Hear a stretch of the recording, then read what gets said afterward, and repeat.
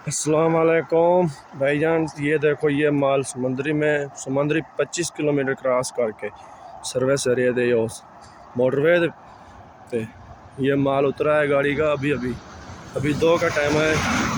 ये देखो, ये सारा माल उतरा है इधर से। ये सारा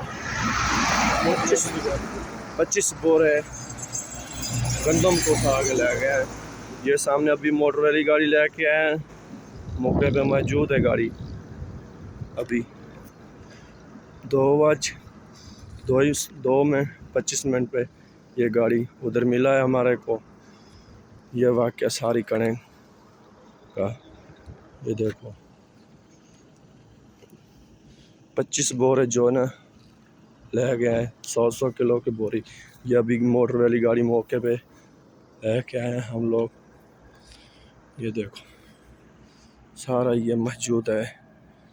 गाड़ी का नंबर है TMEC 700। ये देखो, वो काफ़ी दूर है। ये सारा माल पड़ा है। अभी का वाक़या 2:25 पे समुंदरी 25 किलोमीटर क्रॉस करके। ये देखो।